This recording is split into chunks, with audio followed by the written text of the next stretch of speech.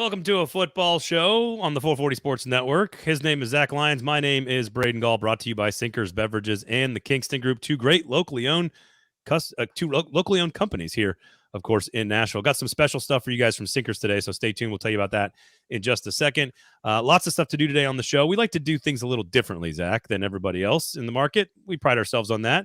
And, of course, if you want to jump into the comments, we'd love to have you. Now's a good week for it, especially if you've got Titans questions.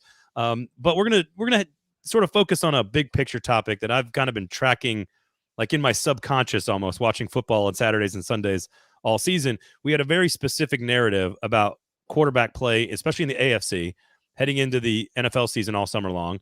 And we had a very specific narrative about college football quarterbacks, in particular in the SEC. And it feels like neither of those things has come true. So we'll kind of evaluate the state of quarterback play in both college, the SEC, and NFL, and which one is actually doing it better right now. So we'll get into that. We've got some mid-season reviews in the SEC, Coach of the Year, as well as what do we think we've learned, what opinions have changed in the conference. And it's Alabama-Tennessee week in the third Saturday in October. So Zach is wearing, if you're watching on YouTube, Facebook, and Twitter, as you should be, his Crimson Tide, Roll Tide on a Tennessee Saturday night will be taking place this weekend. So we'll talk Bama and Tennessee. Who can win the rock fight from 1998 that's going to take place on Saturday in Tuscaloosa? It's not going to look anything like 2023 football. That is for sure. Football and other efforts, of course. Great episode. You and Herndon this week, so check that out. And Stacking the Inbox, of course. What do you have for the good folks this week at Stacking the Inbox during the bye week? We just got all kinds of the bye week blues are upon us, and we're doing by the numbers. BYE, talking about all kinds of different things, saying goodbye to Ryan Tannehill, saying goodbye to Malik Willis, talking about the misusage of Derrick Henry and Tajay Spears, and not what everybody's posting right now. I just saw Sam Phelan posted 2023 Ryan Tannehill with Derrick Henry on the field and Derrick Henry off the field. Well, it'll break it down by first and second downs, break it down by different things, because he's just ripping off someone else that's already posted that, which, by the way, is kind of bad taking shots right out of the gate. But the thing is that he's a nice guy. Yeah, I'm not saying he's not a nice guy. I'm just saying that, be original. But the other thing is that when you're looking at this, is that when we talked about this on Football and Other Efforts Wednesday, it's missing so much context. It's ridiculous how much context this is missing out on. But I talk about, it's not about snap counts. It's about when they're on the field with those snap counts, how they're getting the ball and why they're not getting enough of it. 31 opportunities for, just a preview, 31 opportunities for Tajay Spears, right? He played in 31 of the offensive snaps in London, right? 5 touches. Yeah. Incredible misuse. That's criminal. It is criminal. It's criminal. Elliot is here. This is the kind of stuff. First of all, Stoney's here, and he says, shamelessly self-promoting his own work in our comments. He's working on the young guys the Titans can build around. Good friend of the pod, Elliot, there says, I'm here to talk about Florida quarterback Graham Mertz being a top 10 quarterback in the country and has looked phenomenal. He has been incredibly efficient, and we will discuss some of the things that we have changed our opinion about in the course of at the sort of the midway point of the SEC season, which comes at a perfect time because it's the Titans bye week. And I think we all need a breather from debating and discussing the exact same shit about the Tennessee Titans over and over again. So we'll get into a lot of things today, hopefully having a lot of fun. And again, please give us a subscription over on the 440 Sports YouTube page, rate, review, and subscribe to the pods. We really, really appreciate it. When you scroll to the bottom there and you give us 5 stars, that helps people find us, and we do appreciate the support. So Kingston Group, of course, buildkg.com is the website. Give them a call if you have any questions about a house purchase or renovation or custom build, or just want some questions about plans. Hey, can we do this? Can we do that? They will help you, man. I promise. They'll take care of you. But Sinkers Beverages. So you and I and a couple of our lucky listeners, shout out to Joe and Tim, who went with us on a barrel pick extravaganza. When was this? In June, I think we went in June. And we went up to Wild Turkey and got to go pick, help select, and kind of see the process of what it's like for a liquor store of Sinkers stature, number 1 liquor store in the city last year, how they go pick these hand-selected, hand-tasted barrel picks. And it was a super cool experience, one of the more memorable days that I can remember, that I'll have as a broadcaster. And the barrel picks are in. The Russell's Reserve is in there. Oh, look at that. See, there you go. Look at that. There it is. You can only get it at Sinkers Beverages in East Nashville. They have a very limited supply. And what you do is you go in and you say, hey, look, a football show, 440 Sports. I would like the Russell's Reserve. You cannot get it unless you go in and ask and use the 440 Sports like super secret double probation code. So you go in there and you say, it's not a cheap bottle, but it's a very, very good bottle. Zach has tasted it. I've tasted it. It's delicious. So go in there, pop in, say, hey, I'd like a Russell's Reserve barrel pick. 440 Sports told me to come in here. I'm going to join the in crowd, and they'll give it to you. They're not going to give it to you for free because it's not free, but it's worth the money. And you just put it on the top shelf and you save it for a good time. So there you go. Can't wait. Good job, Zach. I'm ready. Excuse me. My voice is still totally screwed up from the weekend. So, all right, let's get into this. I'm going to start broadly, and then we'll kind of narrow it down into why I think this is happening, and if you agree or disagree.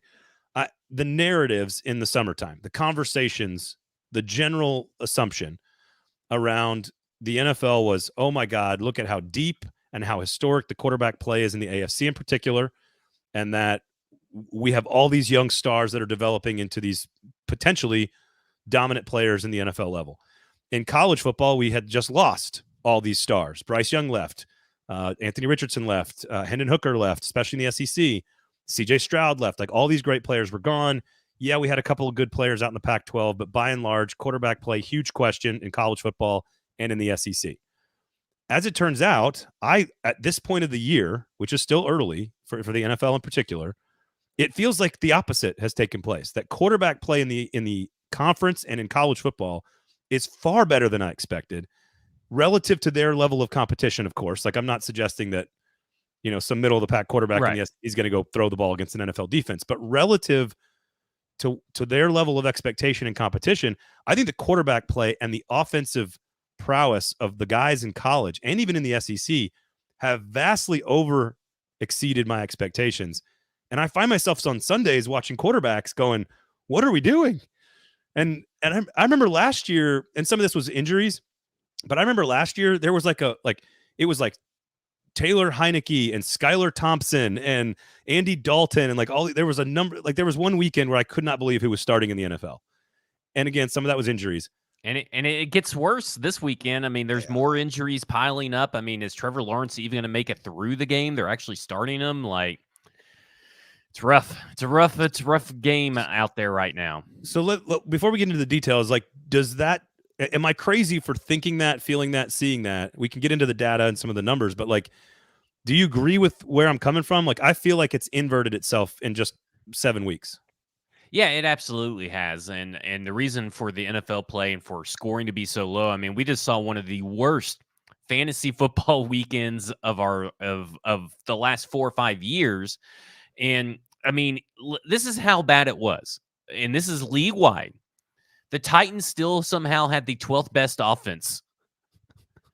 That makes no sense. on a Sunday's performance for week 6, they somehow had the 12th best offense in terms of expected points added, in terms of success rate. Their top 15 offense makes the game in London. The game in London. The game in London. The game in London makes 0 sense. But that tells you how bad it was just in week 6 in particular. But it is blame Patrick Mahomes. Okay, that's who you need to blame, because he has changed the way that defenses have approached the game. And you kind of alluded to this earlier in the year, where you talked about how you feel that there's a trend coming where defenses are coming back and they are taking over the game. It's very cyclical. Offenses reign supreme, the defenses reign supreme. Mm-hmm. And right now, you were right, and there's a lot of data to back it up, but it's this new, too high safety looks that is, and then everybody has just got at least a pretty good amount of pass rushers at hand, and it's the perfect storm on defense to go up against these NFL quarterbacks. That's why the AFC is so disappointing from a quarterback perspective, because it's really good from a defensive perspective. And the defenses over in the NFC have weaker quarterbacks to go against, but it's just the way that they are employing the defensive strategies now to make sure that they try their best not to get beat. and are defending against quarterbacks entirely different than they even did in the majority just a year ago. I mean, this is an entirely different state of defensive play versus quarterback play in the NFL that we're not used to. And you're totally right about the college football experience. I mean, I'm looking at these numbers. Jaden Daniels, Carson Beck, Brady Cook, Graham Mertz, and Spencer Rattler, your top 5 offensive passing yard leaders. And that's not the top 5 I necessarily would have had in the order, or the top 5 exactly right. I mean, I wouldn't have expected Graham Mertz and Brady Cook, or maybe even Carson Beck in there. Yep. Those are the 3 maybes, but it goes to show you that quarterback plays at an all-time high, but maybe defenses in the SEC aren't as strong on what they were, and that's bad news when you get in the college football playoffs, unless you're Alabama. Or you're playing against Michigan and they're just stealing your signs, apparently. Yeah, there you go. 2 good comments here already. Ed says, and this is one of the first points I want to make. Ed says, NFL O-lines are abysmal, and with the CBA, they don't have the practice time that they used to have in the past to develop their players and their picks. I think this is absolutely spot on. The problem is with that theory, because I completely agree. I think offensive line development is a problem right now. The issue, though, is I think it's a problem on every level. Some of that is because 7-on-7 football, you have quarterbacks and receivers and running backs who are playing together and running reps together all year round at every level, high school, college, and not the pros, but you get what I'm saying, like middle school, high school, college.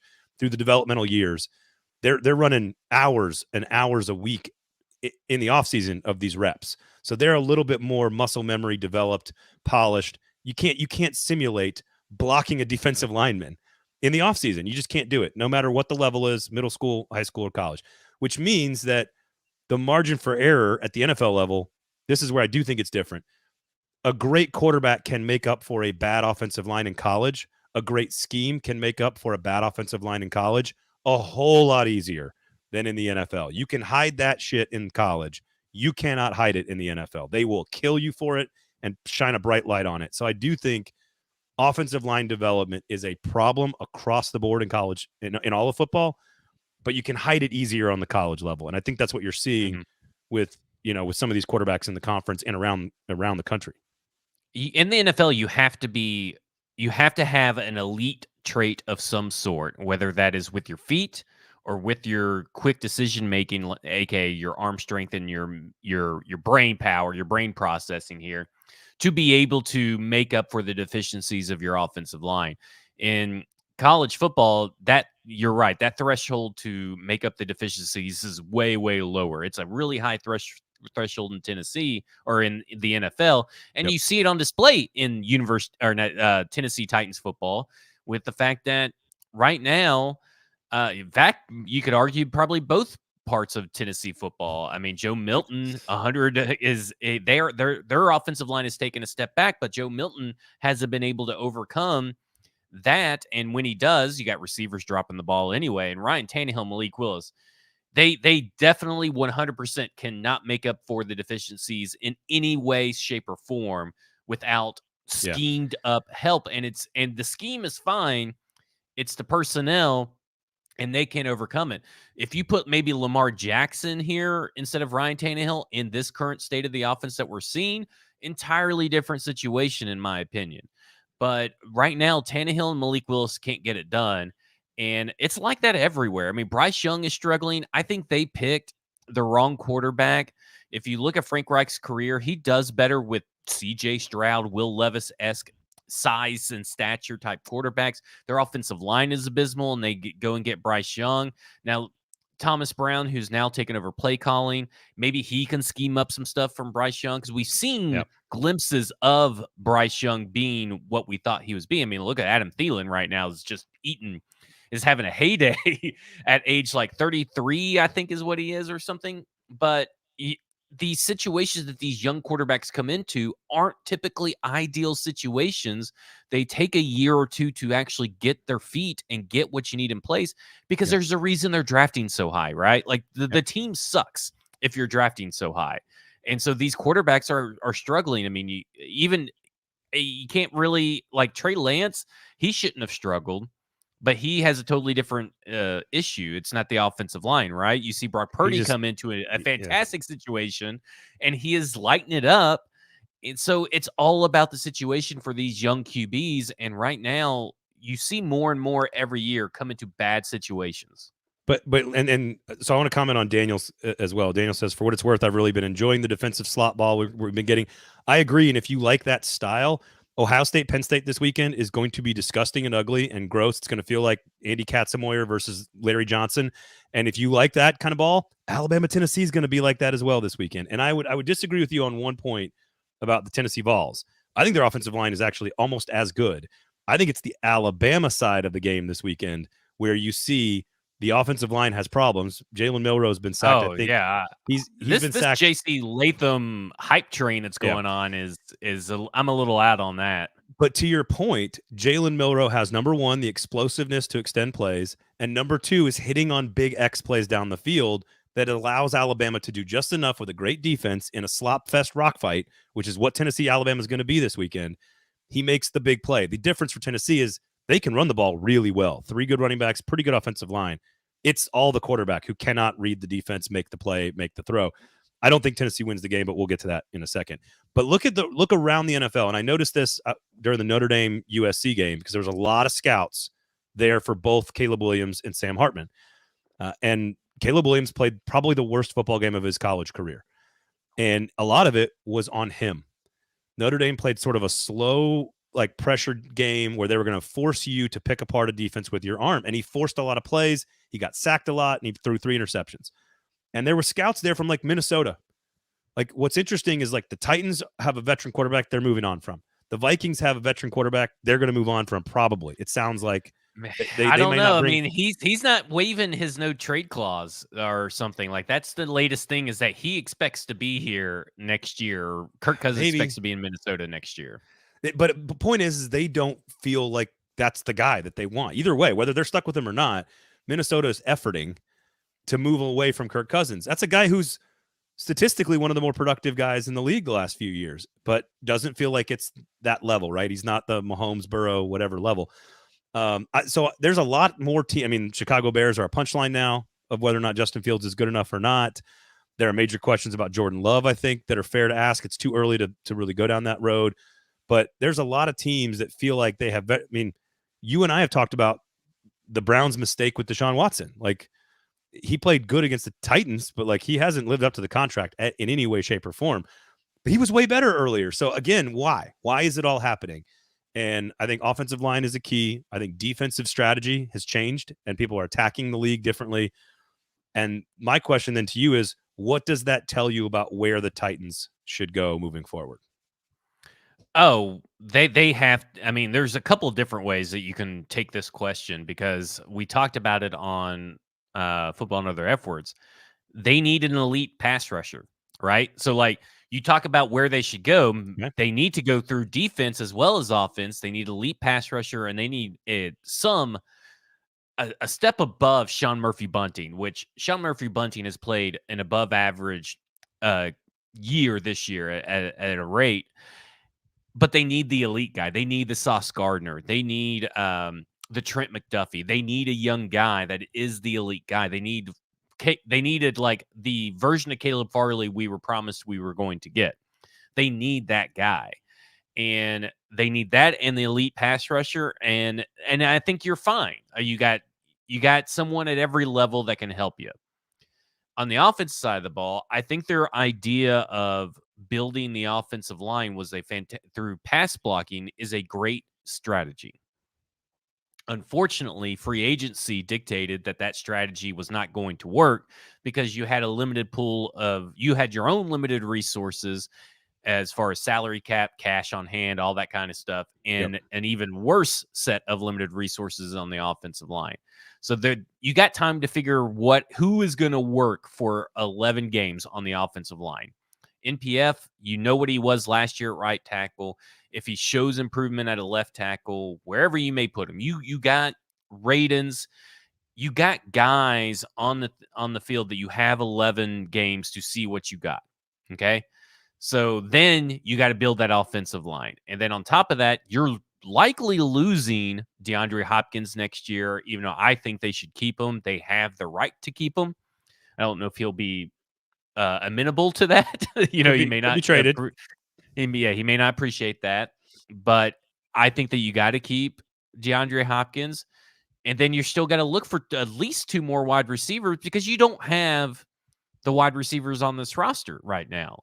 Traylon Burks can't be counted on. Kyle Phillips is looking like a slow recovery, and maybe these guys rebound, and you need them to rebound. You need them to and Chig. You need J-Rob's sophomore slump boys to get out of their slump, coming out of the bye, and be something. Because if you're going to have the delusion of being a playoff contending football team, which it sounds like they're still grasping to, which is still a possible outcome. Sure.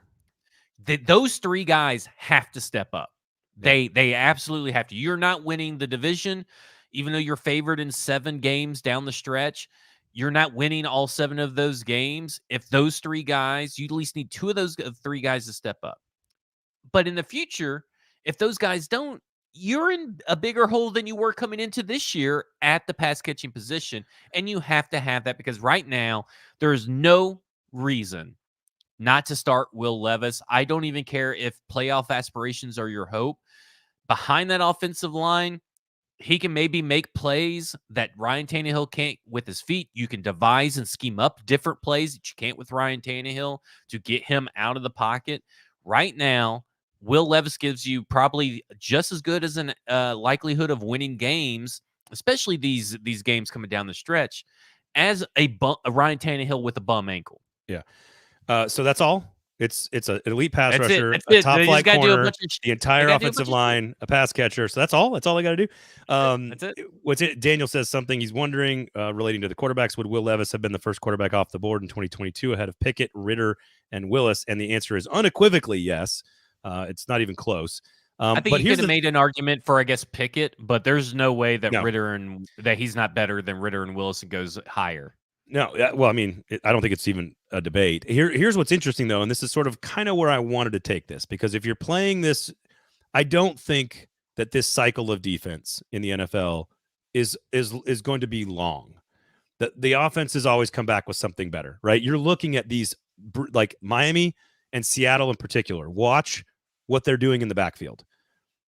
We're talking the most, like 2 tight ends on the left and a running back on the right in Seattle, where they're doing crazy shit in the backfield. So the offenses are already starting to figure out, okay, if y'all are going to play 2 high safety look the entire game, and you're going to force it to take, you're going to take away the Joe Burrow, Patrick Mahomes deep shots and even it's hard to do that against Miami because of all the speed. But if you're going to take all that away, what are we going to do? Well, we're going to go further down the Kyle Shanahan rabbit hole, and we're going to be in this like 3 fullbacks, 2 running backs, 1 tight end, and we're gonna do 3-layer flood the zone on the right side, all coming out of the backfield. And so you're starting to, like, it won't last long, this defensive thing. But I do think, and it's a long wind up here to get to, if we are going to have let's call it a 4 to 6 year window of defenses leading the way a little bit more than they have in the past, hypothetically. I don't think it's like a 10-year cycle. I think the defensive cycle is shorter. But if that happens, well, all these cycles seem a little short. And maybe you're right about that. The question is does that actually benefit a Mike Vrabel coached, Will Levis quarterbacked Tennessee Titans team that always kind of likes playing that style of ball anyway? I don't think long-term it works, 10 years. But maybe in a 3-year window, and if you can find, I think you're right, I have not thought much about the pass rusher thing because the defensive line is not a focus. But you look at these teams and you look at Myles Garrett and you look at Bosa's and you look at these, DeForest Buckner, and you just go, they could use one more just dog on the outside, like a true game wrecker. And if they do have that, and we're going to play dirty ball for a couple of years, doesn't that actually benefit a guy like Will Levis who wants to play kind of dirty ball? Maybe it does. Maybe I'm crazy. Yeah. I don't know.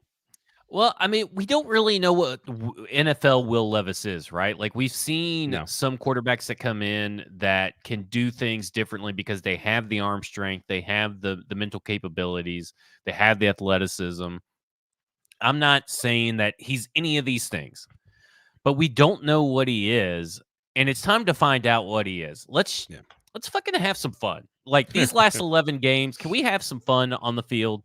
Like, I need a product to watch that I'm just kind of curious. Like, okay, let's say Will Levis goes out against Atlanta and he's either relatively unspectacular or he even throws an interception or two, and that costs the game.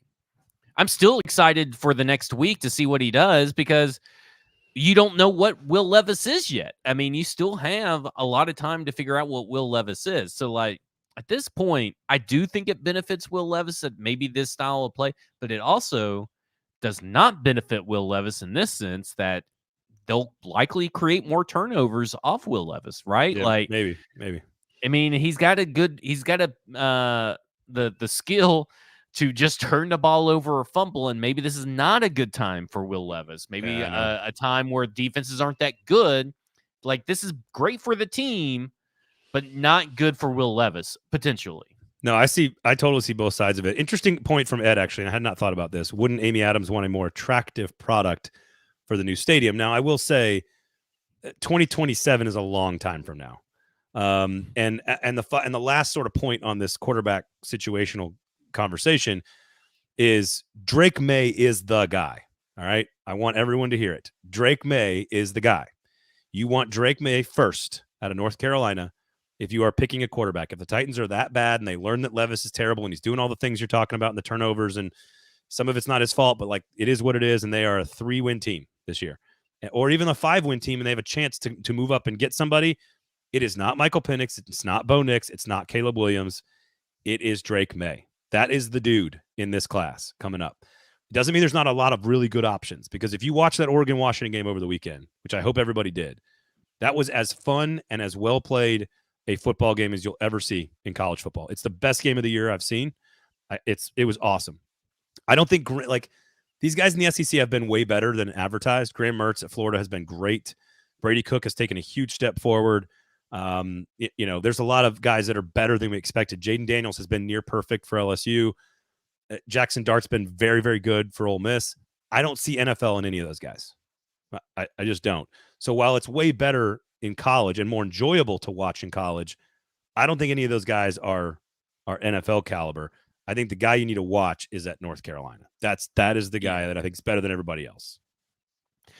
Easily. Now, I'm a big I got big Penix energy for Michael Penix. I don't care if he's got a attitude problem at this point. The Tennessee Titans, I think I said it on Monday, but the Tennessee Titans are probably in desperate need to shift away from the nice guy quarterback situations maybe you're that right. they have developed. But for everything I've heard, maybe other quarterbacks, or maybe quarterback teachers at these camps don't like him. But it seems like his players love him, and sometimes that's really all that matters in the big scheme of things. Yep. Caleb Williams, I'm not scared of this head case that is becoming of Caleb Williams. He's wanting, money. He was wanting stock options and stuff like that. All this stuff that's coming out. Yeah, like, okay. He just doesn't want to play for the Bears. Yeah. Big whoop that a kid wants that stuff. Like that, to me, that stuff is probably the future of how these quarterback college kids are going to be weighing their options now with NIL and what they want to do. They're becoming more business savvy. Like, that's just something that shocking. Probably people shocking. But that's probably what people are going to have to wrap their head around. There is a new generation of NFL business on the horizon, and you just need to brace yourself. So, like, I'm not scared of Caleb Williams. I don't get this Bo Nix love that Stoney Keeley has, but, So here's what I wanted to get. The follow-up to what you're saying and what I'm saying is I'm putting Drake May on a tier above everybody else. Yes. It doesn't mean that if the Titans are picking like 9th or 10th or 12th or 13th, like kind of in the same range as last year, because they kind of are they make a push and they're 2 games out of winning the division. Like, because they're just not bad enough to be terrible, right? I think there are plenty of options in the middle of the first round that I'm interested in. Michael Penix is probably at the top of that list at Washington. Bo Nix, I think, is really he's shown me more and more as the years go along. I'm still not sold on him yet. Caleb Williams is an extraordinary athlete. There's a couple other guys to keep an eye on. Riley Leonard at Duke is very good. He is really good. He needs to work on his pocket accuracy, which is a big deal in the NFL. So not saying it's not, but keep an eye on him. He is a big time athlete, can run, big frame. Kind of reminds me of a guy from Kentucky that got drafted in the second round last year. There's another guy, Quinn Ewers at Texas. He's a guy that could creep into the first round as well. There could be, and I know this always gets said, and I hate doing it, but there are like 5 or 6 guys that could be fringe first round grades. And I think we could have 4 guys taken in the first round. It's not that unusual. It happens in the past. So I think the quarterback play around the country in college football is way better than I expected. And I think that's a good thing for the Titans if they learn that Will Levis isn't the guy. Like, And to be honest, I think everybody, unless Will Levis goes out and throws like 0 touchdowns and 20 interceptions, I don't know if there's a scenario where they're going to walk away definitively saying he's not the guy, but that doesn't preclude them from cutting bait with Malik Willis and drafting a guy a la kind of like RG3 and Kirk Cousins, maybe in the 4th or 5th round next year. Bingo. Like there's different scenarios where they still get a quarterback, just not as high. And really, the smartest move, it's kind of tough for me to say this, but because I kind of don't believe it in my heart, but I think I believe it logically, is to probably build around Will Levis for the next 3 years. Because even if you draft Caleb Williams, let's say that Caleb Williams falls to 9th, if you're drafting 9, even if you draft Caleb Williams, he's still coming into a bad situation. Yeah. And we've seen what he's been able to do against NFL-style defenses so far this year. 2 bad games back-to-back. You could blame Ryan Watson at Ryan on Broadway because those are the only 2 Caleb Williams games he's watched. So it's totally 100% his fault. But I don't know. Like, I still think Caleb Williams is talented, but is he talented enough to overcome? Yeah. Is it like Justin Fields talented, or is it what everybody was saying, and now everybody's jumped ship? Because at one time everybody's saying he is Patrick Mahomes talented. Now everybody after 2 bad games has jumped ship. So I don't know. Like, yeah, I just feel like right now it's hard. I have more questions than answers, and I want more answers than questions by the end of the year. And one of those, I'll have a better grasp of what is the best way for them to go forward once I see some Will Levis. Here's a prediction that may, like, I'll look like a freaking genius if this hits, because I think you're right to point out the Kirk Cousins situation. And like Stoney in the comments mentioned Sam Hartman at Notre Dame. I would mention Tyler Van Dyke at Miami, Shadur Sanders at Colorado, JJ McCarthy at Michigan. All these guys could be drafted. JJ McCarthy made some impressive throws. I mean, unbelievable throws. But a lot of those guys are not even anywhere close to a first rounder. So what I'm curious is which one is like available at the top of the 3rd round.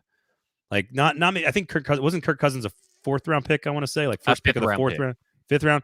So like it's not going to be that late that you find a guy like that.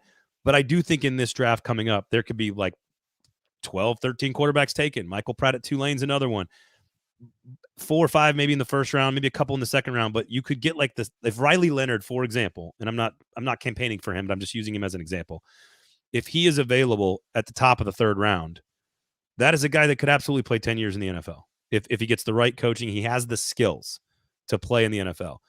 It doesn't mean he's got the processing or the accuracy or whatever, but like that's the thing you're trying to find in the 3rd round. And I think this class has that. And I do think that's a better strategy if you still have Will Levis and you're not going to fully know all the answers at the end of the year and you're picking 9th.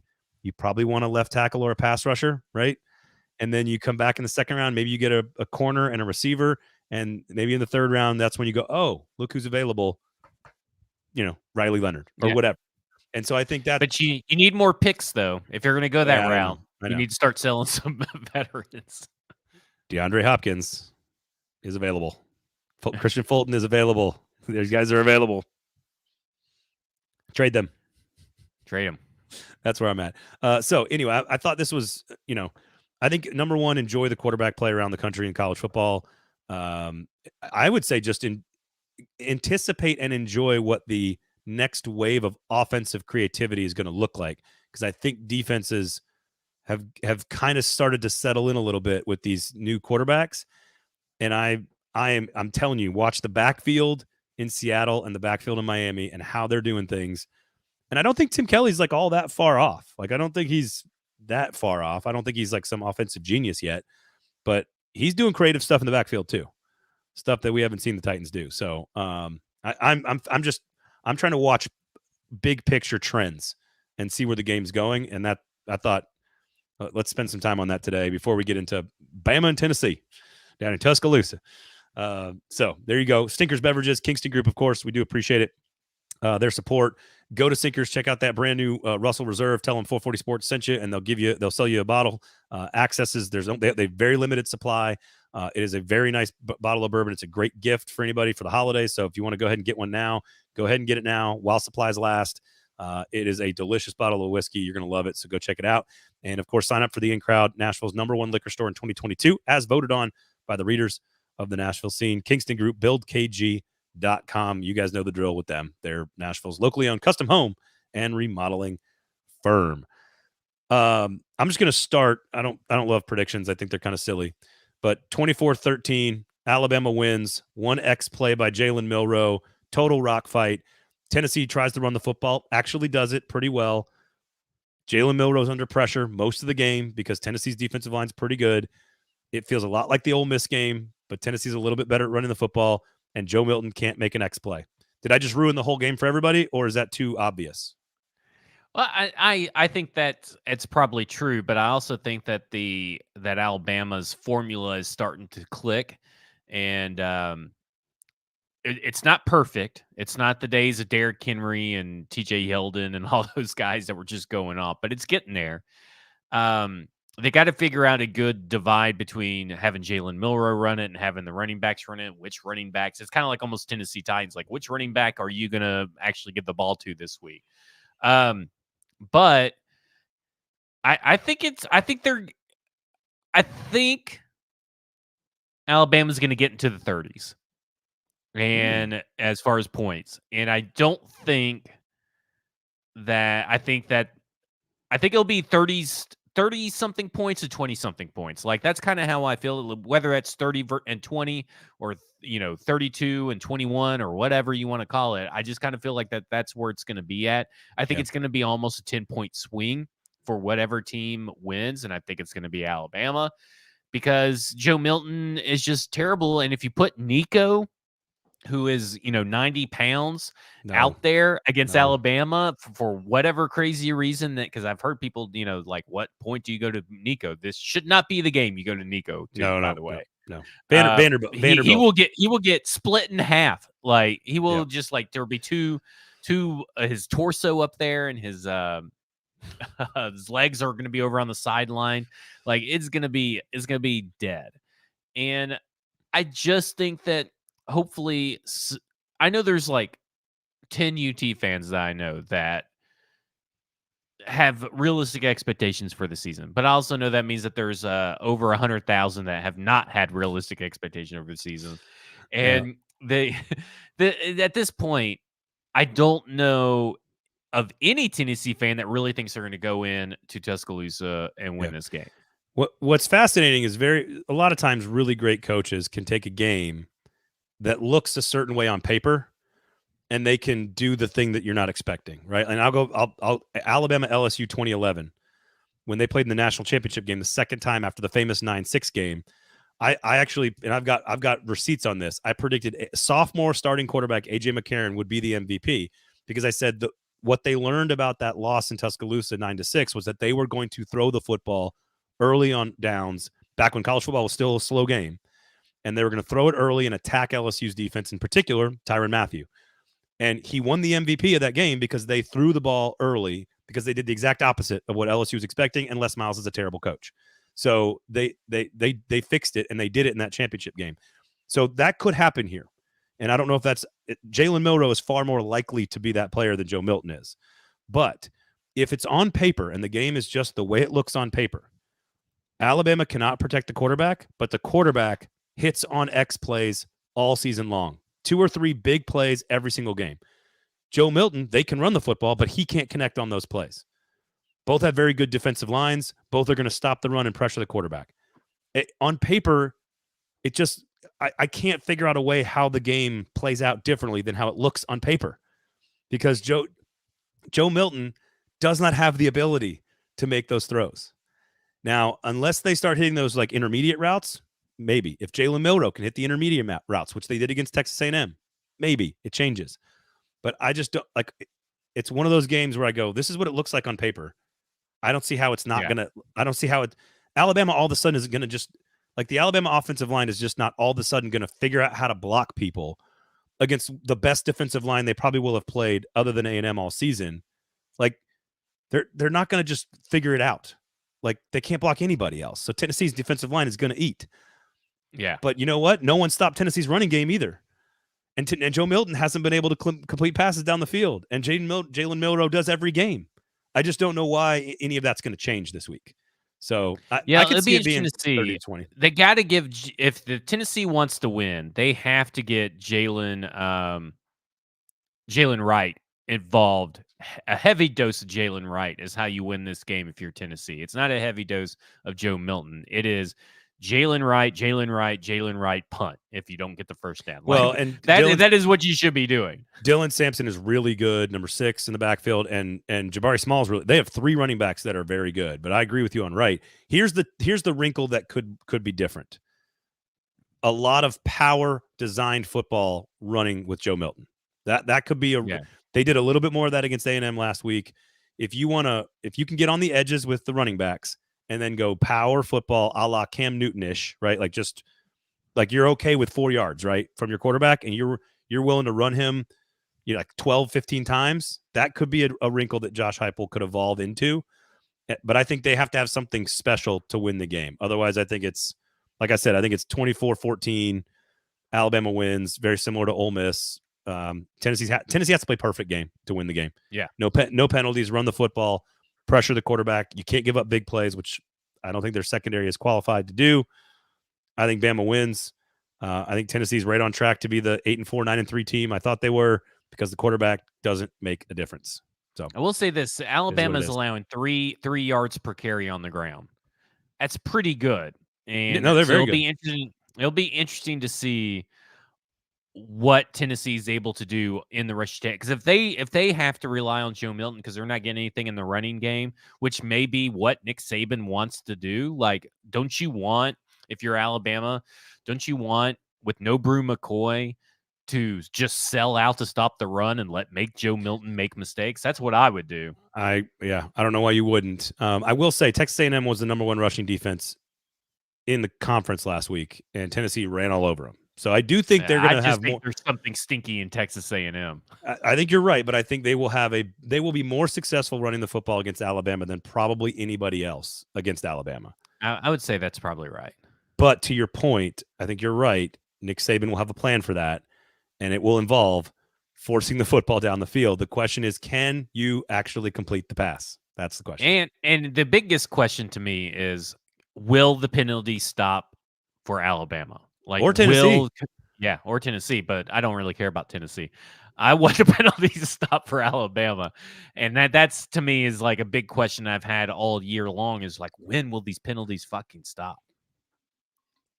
Well, Tennessee had, I think, insane. Tennessee had over 110 yards, I think, of penalties last week. They're equally as undisciplined. It's bad. So, again, on paper, I think it's a very obvious game. So I'm curious which coach brings a different strategy to change up what looks like on paper is a very, I would say, like a traditional Alabama win where they kind of get up to a small league and kind of just sit on you in the second half, give you the stiff arm, and you kind of fight back and you're in the game, but like you're not really in the game, So I hope it's a really fun rock fight, and I'm excited about it. So let's take a look. Sinkers Beverages, Kingston Group, our great sponsors. Check them out. Some stuff around the. Some of the things that I would throw out. Number 1, the Brock Bowers injury sucks because he would have been my Heisman vote currently. So if you're asking me who's the player of the year in the conference midterm, Brock Bowers I think is the most important player. Yes. I'm going Malik Neighbors. Like all right. I don't think if Malik Neighbors didn't exist, I don't know if Jaden Daniels would be as good. You know that the other guys caught like 600 yards and 8 touchdowns too, right? Brian Thomas. Yeah, but I mean, they feed off each other. I think Malik Neighbors is the guy that to me is just, he's first round talent. He's just always fucking open. Like he is always open. And to me, I think Brock Bowers has been good. There's been games where he's taken over, but as a whole, I've just been underwhelmed by Georgia, and I've been more impressed by LSU anyway, as far as offensively. And I think Malik Neighbors is he's just the truth right now. Like, I think he is that guy Yeah, in the he is. SEC. No, he there's no question. Like what's funny is this, I started going through the list of receivers in this conference. Luther Burden, I was about to say that. Luther Burden, who is Stephon Yep. Diggs. Luther Burden is great. Xavier Legette for South Carolina is going to be a pro player. There are some dudes. Ricky Pearsall at Florida is going to be a star. That dude is the real Every deal as fucking well. week, he just pops off the screen every week. There are really good receivers in this conference. Unfortunately, they don't. None of them are on Alabama's team. None of them are at Alabama or Tennessee. And so I think, I mean, listen, Will Shepherd at Vanderbilt's really good. So I'm not even going to discount that. But what's interesting is coach of the year, though, it's not even close. It's Eli Drinkwitz at Missouri. In my opinion, I agree. It's not even close. He is the head coach of the year right now. They host Tennessee. They host Florida. They got to play. They're going to lose to Georgia probably. But if they beat South Carolina this week, which should be a win for them, it's only a 7-point game, but they should be a win. They get Florida, Tennessee at home. 10 wins is not out of the question for Missouri. No, he's done a tremendous job, which is great because he talks so much weird conversations over the offseason, and he's just such a weird dude. But like, those games are fun to watch offensively and defensively. Missouri versus LSU was a crazy game to watch, and it ended so terribly poor. Like, I couldn't believe how it ended with just mistake after mistake after mistake. But they were in that game. Like, I think Missouri for 3.75 quarters was the better team. Yep. And it's offense, defense, it's Luther Burden, it's Brady Cook. I mean, it's all this stuff that like is coming together at the right time. And who would have thought? Like, who would have thought Missouri, like you said, could have 10 wins? Well, I didn't pick 10 wins. No, I did not. I did not pick him to go 10 wins, but I was very high on Missouri in the summertime. I think I had him fourth. I think I had him fourth ahead of South Carolina and Florida in my media ballot, which they were picked sixth. So I was definitely higher on Missouri than most people.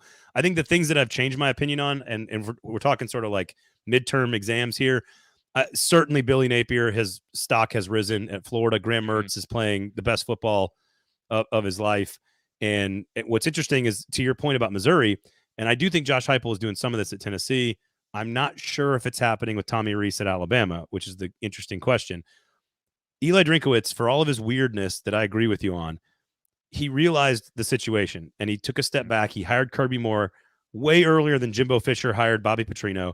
He put a play caller in place to develop his quarterback. Brady Cook was clearly hurt last year, more than people thought. They developed some of the young 5-stars, and now the offense is off and running. Billy Napier, it's taken a little bit of time, but he goes and he's got a quarterback that, and Graham Mertz never played in a system like this. They're running the same old, really complicated pre-snap motions and movement stuff that Anthony Richardson was running, and he's doing even a better job because he's more accurate than Richardson, right? He's not an NFL player, but like he's executing the offense in a really fun way. Now they're winning on the road for the first time, which is important for Florida. So clearly some growth for Billy Napier. I think for Tennessee, I'm seeing Josh Heupel evolve as an offense. I'm going to learn more this weekend. But again, watching him do something different, I think, is important if you're going to watch them try to win. Because I hope what somebody anywhere has learned by now is that for 6 years I've been trying to tell you that Joe Milton ain't the guy. And I think it's official now that we can finally put that argument to bed, that they have to win a different way. And if you can prove that you can win a different way, I think that adds to your coaching stock if you're Josh Heupel. Kentucky, Devin Leary, we learned. I was very high on Devin Leary this summer. He ain't the guy.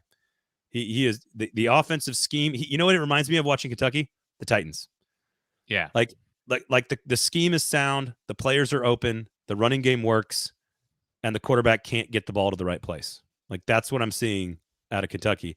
So I will absolutely change my opinion on Devin Leary. Where are you on Tommy Rees? Oh man, I don't know if he adjusted or if Nick Saban forced him to adjust. So that's kind of where I'm at here. I'm not a big Tommy Rees guy. I kind of wish Bill O'Brien was still around, which I was not a Bill O'Brien guy at the end of his tenure. I think Tommy Rees may be able to get something next year. It's just such a young offensive team, I feel like, with not a lot of experience. Like, there's not a lot of playing experience, I feel like, among these teams, and there's no game-breaking wide receiver, even though they have good wide receivers that show up here and there, but there's no Julio Jones, there's no Calvin Ridley, there's no Jameson Williams. The list goes on and on and on. Jalen Waddle. Yeah, all these guys. Amari There's Cooper. nobody is there. So basically every receiver in the NFL, every receiver on your NFL fantasy team they're all from Alabama. Yeah, at this point, I just don't know what more can he do other than to just be smart about it. And I feel like that's where the first half of the year kind of got away from him. I think he was trying to be old Alabama, new Alabama, but with old Alabama players. But I think since then he's come around. I mean, and what did we say in the summertime? We said you have to play like 2017 Jalen Hurts football. You have to. Yeah, and it's just there's no way around it. So hopefully that is what is happening going forward, and it's a winning formula that can win. That style of play can win in the NCAA and college football playoffs if they get there. That formula can beat Georgia because you're keeping Georgia off. I don't see that's so. It's interesting you say that. I think that is the right thing to say. That formula works against like 99% of the teams. The question is, can you win in a shootout against LSU at home, which I think you can, but that's the first game you have to circle. On the road against Auburn is just a weird one because it's Auburn. I'm not worried about Kentucky. I'm not as worried about Tennessee. But against Georgia, I think you have to do more than that. And in a playoff game, I think you have to do more than that. But that would actually put Alabama right where we expected them to be, which is like 11-2, and not good enough to win a national championship, but still a pretty damn good football team. So I'm trying to think of other things. Like look at Vanderbilt, Auburn, Mississippi State, and Arkansas combined 0 for 14 in the SEC, which is nuts. Arkansas has been a disappointment for me. I was a little wrong on Arkansas, or a lot of wrong, I guess you could say. If you add South Carolina in there, they have a combined 1 win in conference. The bottom 5 teams have 1 win. So the bottom of the conference, I think maybe not as good as we expected. I think there's some coaches in there that, Shane Beamer's built up some equity. He's not on the hot seat. Hugh Freeze, year number 1, not on the hot seat. Zach Arnett, Mississippi State, year 1, after a tragic situation, not on the hot seat. Sam Pittman at Arkansas is interesting, though. Let's keep an eye on him. That's 2 bad, quote-unquote, disappointing years in a row. That's hard to do in the SEC, even if you're very, very beloved. Which brings us... You mentioned KJ Jefferson, by the way, as a quarterback you could draft in the 5th or 6th round. Absolutely. He's a guy who's going to go late and has a lot of ability. Not, to your point, not first 2-3 rounds, but yeah. Which brings us ultimately to Jimbo Fisher. And I don't want my gas prices to go up, Zach, but if some Texas oil money comes together and decides that $76 million is not too much to fire a coach, I can't believe I'm saying this because the record's like $24 million for a buyout, which of course was Auburn. He is due $68 million if they fire him at the end of next season. Next season. You know what his buyout is in 2 years? If they wait 2 more full football seasons after this one, his buyout is still $58 million. What's the difference for some Texas oil barons? That's like Bobby Bonilla, or Bonilla, whatever his name is. That that day they celebrate his contract where he's still. Yeah, getting I don't want paid. to talk about it. Yeah, I don't want to talk about it. As a Mets fan, I don't want to talk about it. It's very embarrassing. But it's kind of what it feels like. It's like one of the worst contracts in sports history is going to be Jimbo Fisher, and he has not a lot to show for it. I mean, look, this is what I don't like about media, and this is why we do something different on our show. Texas A&M doesn't suck. They don't suck. Like, oh, that team sucks. They lost the game. They suck. Like, that's what you do on afternoon radio show from 2 to 6 every day. They are a good football team. They're okay. They're 8-4, let's say. Not a particularly well coached team, not a great team. But in the context of the contract and how much money you're spending, they spent $700 million to renovate the facilities over the last 5 years, $100 million guaranteed contract. You are not spending money on 8-4. It's just not it's not what you're doing. It's not the point. And so I don't know who's better unless you're hiring Nick Saban, Kirby Smart, or Urban Meyer. I don't know who you can go get that's better. So that's the huge risk. But to your point about the Titans, what do you want? You want answers, right? I Right. think we have our answer on Jimbo Fisher. He is not good enough to win championships in the SEC. That's it. So No, Texas, he's and it makes me really happy.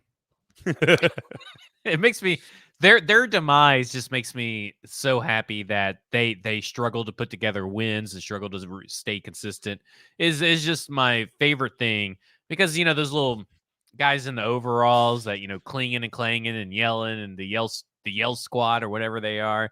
It's so fun to watch those videos and then just know that a loss is coming. Like a loss is about to be handed to you. Being at Neyland last weekend, like watching the male, because we were on the Texas A&M side, and like watching the male cheerleaders do their little weird dances. And again, like I'm as progressive as it gets on pronouns and gender roles, and I don't give a shit about any of that stuff. Like if you want to complain about it, go somewhere else. But like it was pretty funny to watch. Yeah, they're sitting down there doing their wearing their little white suits, doing all this stuff. Like, they complaining about Jimbo Fisher and all the money that they spend, and they're still not turning into wins and all this kind of stuff. To me, he's likely on the hot seat. I mean, he won't have problems finding a job, so I would assume that maybe that offsets some of the contract. I think, but I mean, shouldn't it? That's how it works in the NFL. So I don't know. No, if a this coach particular contract is laid out. Yes, if a coach goes and gets high, like you have to live the buyout life. Like I worked with Houston Nutt for a long time, and he was always telling me, like we used to go on trips together, and he'd be like, Braden, let me tell you, dude, I ain't even trying to get a job. There's no way I'm trying to get a job. I get paid like $2 million a year to do nothing. It's great, and he never even wanted to work. But don't you have to have show considerable amount of effort in trying to get a job too? Because I think that someone recently almost got their money taken back or got sued because they didn't have a reasonable effort of finding a job, and the team thought that they should. Who was that? So what's happening now is there's a lot of gray area on these contracts that are now being fought on both sides. So like this happened with Kansas actually a couple of years ago, where they actually tried to find cause to fire a guy for just sucking. And because they wanted to get out of some of the buyout, and they're like, oh, he didn't recruit this and he didn't do this. And so they got the lawyers involved. It's kind of like a divorce. Like you could have two people that like want to kind of have a divorce, and they sort of see that the right thing to do is to sort of have the amicable divorce. But then when you get the lawyers involved, it gets real nasty and dirty, Like I think that's what happens with some of these coaches. Like, yes, the coach would accept 75% of the buyout, and he'll probably go try to get a job. And the team is going, okay, we're willing to pay that. Then now we have lawyers involved on both sides that are going, no, you're paying every penny. And this guy's saying, no, you're paying zero because you broke this NCAA rule. Like it's just gotten real lawyery in the last couple of years. And so that's where I could see, like, this is what happened with Tennessee and Jeremy Pruitt, right? Like they got into a big legal debate about what was cause and what was not cause. And so I think they're probably going to try to find a negotiation with Jimbo Fisher if they do decide to move on.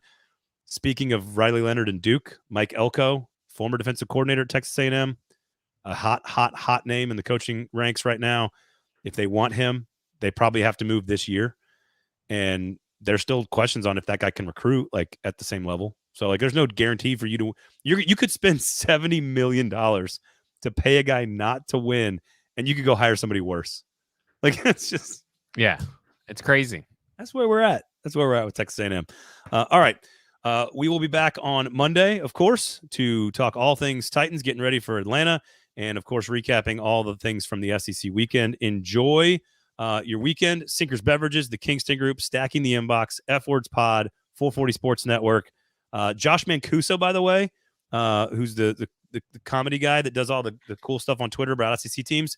He's going to be on Lamestream Sports on Friday. Had a long conversation with him. Very funny dude, so you might want to check that out as well. So we got Preds Pods. We got Nashville SC. Got the whole deal. So check out all the good stuff, and we do appreciate it. Support local business, support local journalism, support local companies and writers and reporters like Zach Lyons. So there you go. There you go. StackingTheInbox.com. There you go. A couple bucks. It's worth it. Absolutely. And you know what happens when you pay a couple of bucks? Again, like a cup of coffee a month for good stuff, you get better quality content. That's it. Yep. Because the free shit is not as good. Although ours is. I mean, who am I kidding? Ours is good. Thank you guys for listening and hanging out. Rate, review, subscribe. Give us a sub on the YouTube page, and give us 5 stars on the podcast app, because if you do not, you are a hater. For Zach, I am Braden. Thanks for listening. Have a great weekend.